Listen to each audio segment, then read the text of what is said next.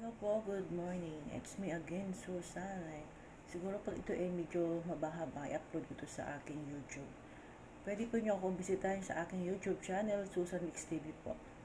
Magsisimula na naman po ako mag-upload kasi matagal na akong hindi nag-upload doon sa aking channel, sa YouTube channel ko.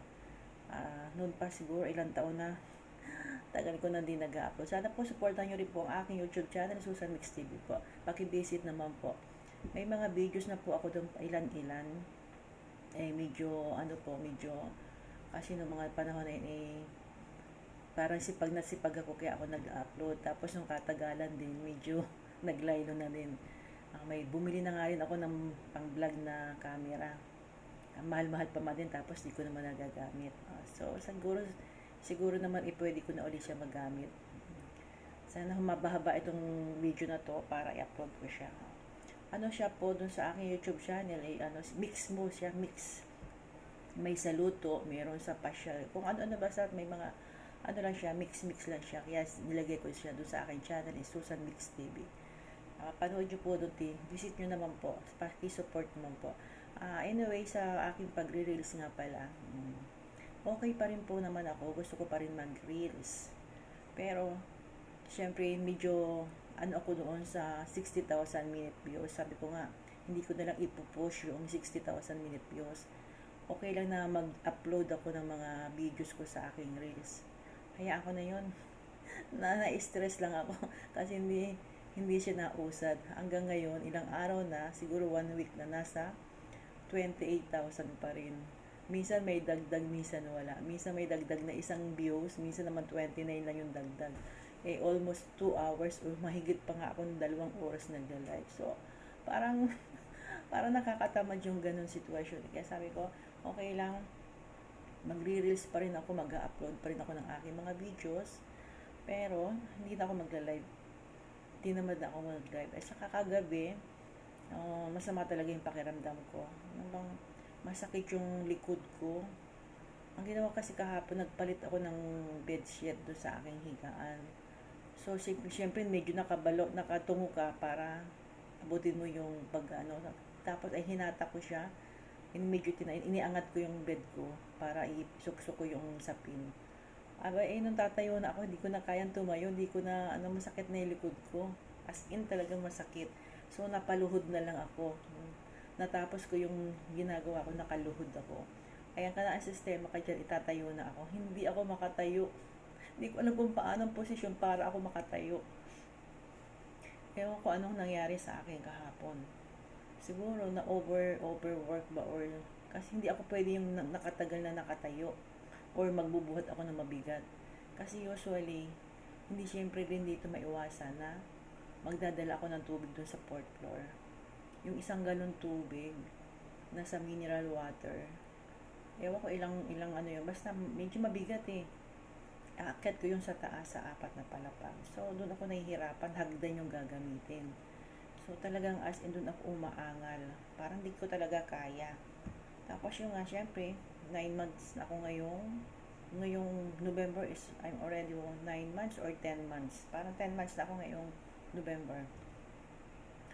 So, sabi ko, simula nang dumating ako dito or lumipat ako dito, naramdaman ko na yung ganun kasi lagi nga ako nagdadala ng tubig sa taas. Sa isang linggo is 2 beses ako naakyat dun sa taas, magdadala ng tubig. So, mabigat naman talaga, as in mabigat. Yun talaga ay naangal ko. Tapos, eto pa si Lulo, malilimutin na. Umakyat na siya dun sa 3rd floor para magpaypay. Ang nangyayari, hindi lang 2 beses kami umaakyat, minsan 3, 4, 5. Kasi limot siya na umakyat na pala siya doon. So ako naman, hindi naman pwedeng pabayaan ko yung matanda. So susunod na lang ako, aakyat din ako. So meron naman akong waist support. Kaya lang minsan nakakalimutan ko rin suotin. Pero pag magdadala ko ng tubig sa taas, talagang as in, ginagamit ko kasi hindi nga pwede. Ang pakiramdam ko, malalaglag yung puwet ko, yung aking pigi. Yung aking balakang, ang pakiramdam ko malalaglag, parang hila. Saka yung likod ko, pakiramdam ko may mabigat. May nabilog. Ay, masakit. Tapos yung kahapon, nag-trigger kahapon, as in talagang grabe yung sakit. Hindi ko alam kung paano ako makakatayo, as in. Nahirapan, umiiyak na ako sa sakit. Kaya sabi ko, ano ba ito nangyayari sa akin? sign of aging na ba ito? Alam ko naman sign of aging na rin siguro kasi siyempre nasa edad na tayo, 53 na ako. So, hindi na ako nagtataka. Pero yung usually na nararamdaman ko is parang hindi okay lang yon. Pero yung nangyari kahapon, as in talagang hindi ko kaya. Parang malalagutan ako ng hininga sa sakit. Kaya sabi nung nanay ko, umuwi ka na lang. Hindi naman basta-basta makakauwi ng syempre hindi ka naman agad-agad nila papayagan o hindi ka naman agad-agad makakabili ng ticket. Kasi isa pa nga may tinatapos pa ako. May gusto pa akong matapos kasi nga yung bukid namin may balanse pa ako. Gusto ko pang matapos yun. Nabayaran ko muna. Siguro kung uuwi man ako siguro mga buwan ng January or February or March. Sigurado na yung mga March. Kaya hindi ko rin inaano yung nanay ko. Sabi ko, uuwi ako. Kaya lang, hindi naman ora-orada, uuwi ako. Kasi mahirap yung ganun. Wala akong pera. Sabi ko, isa pa may kailangan pa akong gawin. Tapos nga, sabi ko nga, ano ba ito nangyayaring ito? Kaya sabi ko, once na yung nararamdaman ko is, ganun pa rin ngayong araw. So, kailangan ko na magsabi dito kay ate para magpa-check up ako kung ano yun. Kasi yung buto siya yung buto sa pigi, yun ang masakit. Akala may mahuhulog, malalaglag. Saka hindi ako pwede nung nakadire-diretso nang nakatayo. Yung lakad ako ng lakad tapos hindi yung kung anong gagawin ko. Dapat ako is kahit pa paano, mga ilang minuto makaupo ako para makarelax yung puwet ko, yung aking buttocks ba, yung aking pigi. Dapat makarelax siya, makaupo ako. Pag nakapahinga naman ako ng mga ilang minuto, pag tumayo ako, okay na siya. Kaya sabi ko nga, siguro bakit ganito kaya nga ito? Kasi, alam mo kasi, di ba, operada ako, 2 beses ako na-operahan. Nung mga anak ako sa anak ko, tapos, ng second eye, yung ma-operahan ako sa myoma, pinatanggal ko yung aking mattress. So, wala akong mattress. As in, tinanggal na talaga. Alam ko kasi, talaga hindi ako pwede magbuhat na mabigat. Kasi, talaga as in, hindi pwede. Kasi lalo yung mga operada, ay twice pa akong operahan. So, hindi rin naman maiwasan na magbuhat ka. Hindi naman totally mabigat, as in mabigat. Yun nga yung pag-akit ng tubig sa akin, talaga as in nabibigatan ako doon. Tapos isa pa nga pa ako na day off, hindi na ako pwede magbitbit ng marami. As in talagang parang pakiramdam ko nahihila yung paa ko sa bigat, kung mabigat ng hindi naman sobrang mabigat yung shoulder bag ko, nabibigatan na ako doon. Pakiramdam ko hindi na balance yung balikat ko pag nakalagay siya. Kaya sabi ko, ano ba ito? Kaya minsan nag-day off ako, namili ako, nag-grocery ako.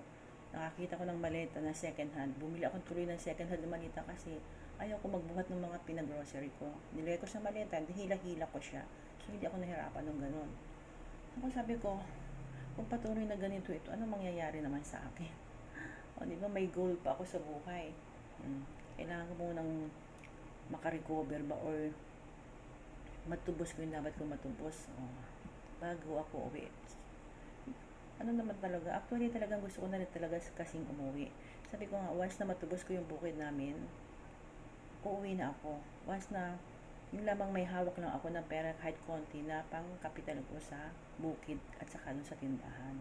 Kasi yung tindahan ko gusto kong ipagpatuloy uli. Kasi may tinda pa naman konti yung nanay ko. Pero, kahit pa sabihin dumami yung laman nun, hindi nila naasikaso kasi walang mamamalengke. Ako lang talaga ang kailangan. Once na umuwi ako, patuloy ko na yung tindahan.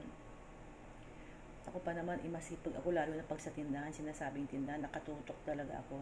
Kaya madali siyang lumago. Kung alam ko yung ano yung wala doon sa tindahan na nangangailangan yung iba na hinahanap nila, yun talaga ang binibili ko. Para at least madaling ma-solve, madaling mabenta. Kaya sabi ko, makaipon-ipon lang ako, madagdagan yung aking pampuhunan, ay siyempre ako pambibili ng ticket ko. Although may nangako naman nabibili sa akin ng ticket at bibigyan ako ng puhunan. Bigyan ako ng 100,000 pesos para sa tindahan ko. So, pumayag naman ako. Siyempre, siya rin bibili ng ticket ko. Pero, wala pang date kung kailan talaga, kung anong buwan. So, waiting pa rin ako.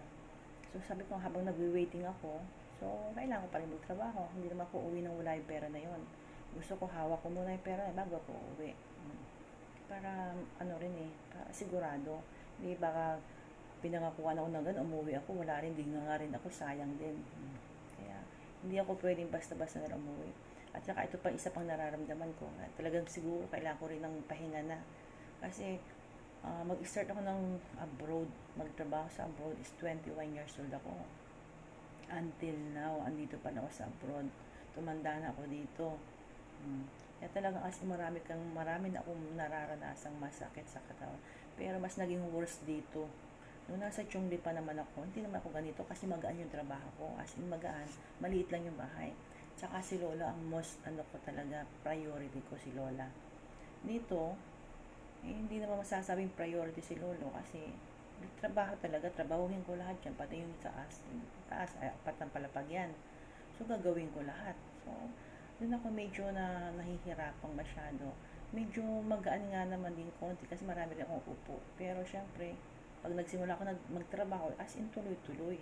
Tapos ako, syempre, magluluto pa ako. Doon naman sa kabila, nagluluto ako isang beses lang sa hapon lang. Yung kakainin namin lahat, tsaka babaonin nila. Kaya na madami naman kami doon. 6 kami. Tapos eto, si Lulu lang, 3 lang silang mga lalaki. Pang-4 ako. So medyo magaan din konti. Isa pa may off ako. Na-day off ako. Doon sa kabila wala akong day off. Kaya medyo, pag i-compare mo, kung alin mas okay, parang pareho lang halos eh. Doon magaan din ang trabaho eh. Wala nang ako day off. Saka yung sahod ko doon medyo mababa lang din. Dito naman, medyo mataas ng konti, may off din naman ako. Libre yung off ko, isang beses, isang buwan. So, parang okay na rin dito. So, yun nga. Siguro, by next year, early next year, siguro makauwi ako. Sana lang, hopefully. Umaasa rin ako dun sa nangako sa akin. Na ako nga magtitindahan na lang ako. Back to tindahan na naman ako. So, okay lang yun. Hello po, good morning po sa inyo lahat. Thank you po sa inyong panonood. Sana po supportan niyo naman po yung aking YouTube channel, Susan Mix TV po. Magsisimula naman po ako mag-upload ng mga video. Sisipagan ko na kasi tinamad ako ng mga nakaraan. As in, 1 taon yata o 2 taon di ako nag-open ng aking YouTube channel. So, simulan ko na naman po ulit. Siguro ngayon mag-upload ako ng aking video. Sana naman po panoorin nyo ang aking channel, Susan Mix TV po. Share and like naman po. Kasi hindi ko pa naman siya naasikaso ng matino, gagawa ko pa siya ng logo. Wala pa siyang logo eh. Hindi ko pa nagagawan. So, pag-aralan ko po siyang gawan. Thank you po for watching. Sana po like and share nyo naman po and subscribe na din po sana. Para lang po dumami pa yung yung aking mga viewers doon, subscribe, diba? Kasi kukundi pa lang din yung subscriber ko sa aking YouTube channel. Kasi nga medyo di ko masyado rin napapansin. Sana po supportahin naman po Susan Mix TV naman po. Okay, bye. Thank you very much po for watching.